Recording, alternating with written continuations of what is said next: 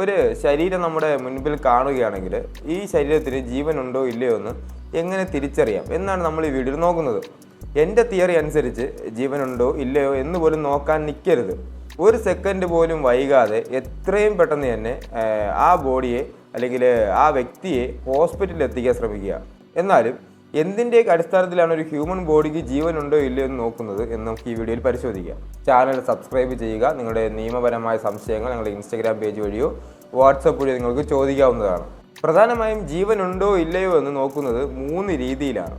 ഒന്ന്, breath rate, ശ്വാസം എടുക്കുന്നതും ശ്വാസം പുറത്തുവിടുന്നതും നോക്കി. 2 എന്ന് പറയുന്നത് പൾസ് റേറ്റ് ആണ്, അതായത് ഹൃദയത്തിൻ്റെ ഹൃദയമിടിപ്പ് എന്ന് പറയാം. 3 എന്ന് പറയുന്നത് പ്യൂപ്പിൾ ടെസ്റ്റ്, അതായത് കണ്ണിൻ്റെ കൃഷ്ണമണിയുടെ ചലനം എങ്ങനെയാണോ അതിനനുസരിച്ചായിരിക്കും ജീവനുണ്ടോ ജീവനില്ലയോ നോക്കുന്നത്. ബ്രീത്ത് റേറ്റ് നോക്കുന്നത് നെഞ്ചിലും വയറിലും കൈവച്ച് നോക്കിയാൽ മതിയാവും. കൈ പൊങ്ങുകയും താഴുകയും ചെയ്യുന്നുണ്ടോ നോക്കിയാൽ മതി. കൈ പൊങ്ങിയും താണുമാണ് ഇരിക്കുന്നെങ്കിൽ ജീവനുണ്ട് എന്ന് കരുതാം. പൊങ്ങിയും താഴുകയും ഒരു ചലനമില്ലെങ്കിൽ ആ ഹ്യൂമൻ ബോഡിക്ക് ഹൃദയത്തിൻ്റെ സ്പന്ദനമില്ല എന്ന് നമുക്ക് കരുതാം. നമ്മൾ സ്വന്തമായി നമ്മുടെ നെഞ്ചിലും വയറിലും കൈവച്ച് നോക്കിയാൽ തന്നെ അത് മനസ്സിലാകും. പിന്നെ മൂക്കിന് താഴെ വിരൽ വെച്ച് നോക്കിയാലും ശ്വാസം പുറത്തേക്ക് പോകുന്നത് അറിയാൻ സാധിക്കും. അപ്പോൾ ശ്വാസം അങ്ങനെ പുറത്തേക്ക് പോകുന്നുണ്ടെങ്കിൽ ആ ബോഡിക്ക് ജീവനുണ്ടെന്ന് നമുക്ക് കരുതാം. രണ്ടാമതായി പൾസ് നോക്കി നമുക്ക് തിരിച്ചറിയാം. ഒന്നെന്ന് പറയുന്നത് കൈകളിലെ പൾസ്, 2 എന്ന് പറയുന്നത് കഴുത്തിലെ പൾസ്. ഹൃദയത്തിൻ്റെ പ്രവർത്തനം കുറവായിട്ടുള്ള ഒരു വ്യക്തിക്കാണെങ്കിൽ പൾസ് റേറ്റ് പെട്ടെന്ന് അറിയാൻ സാധിക്കില്ല.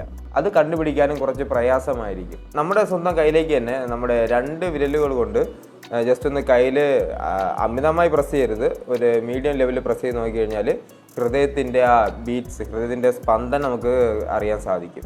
രണ്ടാമതായി കഴുത്തിലെ പൾസ് റേറ്റ് എങ്ങനെ അറിയാൻ സാധിക്കും എന്നതാണ്. നമ്മുടെ കഴുത്തിൻ്റെ ഈ ഭാഗത്തായിട്ട് ജസ്റ്റ് ഒന്ന് വിരൽ വെച്ച് നോക്കുക, അമിതമായി പ്രസ് ചെയ്യരുത്, മീഡിയം ലെവലിൽ പ്രസ് ചെയ്ത് നോക്കുക, ഹാർട്ടിൻ്റെ ബീറ്റ്സ് അറിയാൻ സാധിക്കും.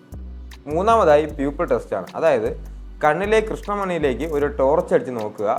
എപ്പോഴും കുറഞ്ഞ പ്രകാശത്തിൽ കൃഷ്ണമണി വലുതാവുകയും കൂടിയ പ്രകാശത്തിൽ കൃഷ്ണമണി ചെറുതാവുകയും ചെയ്യും. അപ്പോൾ കൃഷ്ണമണിക്ക് എന്തെങ്കിലും വ്യത്യാസം വരുന്നുണ്ടെങ്കിൽ നമുക്ക് ആ വ്യക്തിക്ക് ജീവനുണ്ട് എന്ന് തന്നെ കരുതാം. വ്യത്യാസം വരുന്നില്ല എന്നാണെങ്കിൽ ബ്രെയിൻ ഡെത്ത് സംഭവിച്ചു എന്നും കരുതാം. ഈ 3 കാര്യം ചെയ്തിട്ടും കാര്യമായൊരു ചലനം ആ ശരീരത്തിനില്ലെങ്കിൽ ഹൃദയത്തിൻ്റെയും തലച്ചോറിൻ്റെയും പ്രവർത്തനം അവസാനിച്ചു എന്ന് തന്നെ നമുക്ക് കരുതാം.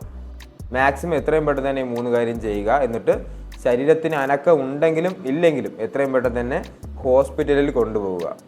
അപ്പോൾ ഇങ്ങനെ ചെയ്യുമ്പോൾ എന്തെങ്കിലും ശരീരത്തിൽ അനക്കമുണ്ട് എന്ന് തോന്നിക്കഴിഞ്ഞാൽ എത്രയും പെട്ടെന്ന് തന്നെ CPR കൊടുക്കുക. പിന്നെ ഹൃദയത്തിലെ പൾസ് നമുക്ക് ഡയറക്റ്റ് അറിയാൻ പറ്റിയില്ലെങ്കിൽ നമ്മുടെ ചെവി ജസ്റ്റ് ഒന്ന് നെഞ്ചിലേക്ക് ചേർത്ത് വെച്ച് നോക്കുക. അപ്പോൾ ഹൃദയത്തിൻ്റെ ബീറ്റ്സ് അറിയാൻ സാധിക്കും. ഇനി നമ്മൾ വീടുകളിൽ പ്രായമായ വ്യക്തികൾ ഈ അസുഖം കൊണ്ടൊക്കെ മരിക്കാറുണ്ടല്ലോ. അപ്പോൾ അങ്ങനെ മരിക്കുന്ന ആൾക്കാരിലാണെങ്കിലും നമ്മളല്ല അത് ഉറപ്പ് വരുത്തേണ്ടത്. നമ്മളത് ഉറപ്പ് വരുത്തി കഴിഞ്ഞാൽ അത് ഇല്ലീഗലാണ്. നമ്മളെപ്പോഴും ഡോക്ടർമാരെ കൊണ്ട് തന്നെ, ഒരു മെഡിക്കൽ പ്രാക്ടീഷണറെ കൊണ്ട് തന്നെ മരണം സ്ഥിരീകരിക്കേണ്ടതാണ്. നിങ്ങളുടെ സംശയങ്ങൾ കമൻറ്റ് ചെയ്യുക. നിയമപരമായ സംശയങ്ങളാണെങ്കിൽ നിങ്ങൾ ഇൻസ്റ്റഗ്രാം പേജ് ഫോളോ ചെയ്തോ വാട്സാപ്പ് വഴി നിങ്ങൾക്ക് അറിയിക്കേണ്ടതാണ്.